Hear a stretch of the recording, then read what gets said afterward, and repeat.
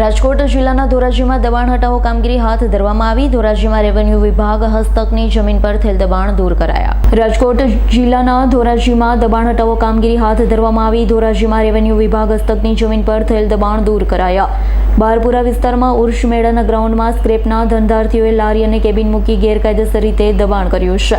300 જેટલા સ્ક્રેપના ધંધાર્થીઓએ રેવન્યુ વિભાગની જમીન ઉપર ગેરકાયદેસર દબાણ ખડક્યું।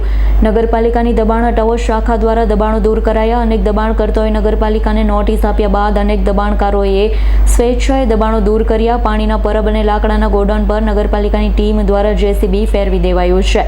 રેવન્યુ વિભાગની 17,000 ચોરસ મીટર જેટલી જમીન પર થયેલ દબાણ દૂર કરાયા। 18 કરોડ 70 લાખ રૂપિયાની જમીન ખુલ્લી કરાઈ। ડેપ્યુટી કલેક્ટર, મામલેદાર અને ચીફ ઓફિસર અને પોલીસ અધિકારીની હાજરીમાં નગરપાલિકાના 100 જેટલા કર્મચારીઓએ કામગીરીમાં જોડાયા હતા। Bureau report S9 news Dhoraji. અમારી તમામ માહિતીથી અપડેટ રહેવા માટે જોડાયેલા રહો S9 ન્યૂઝ સાથે।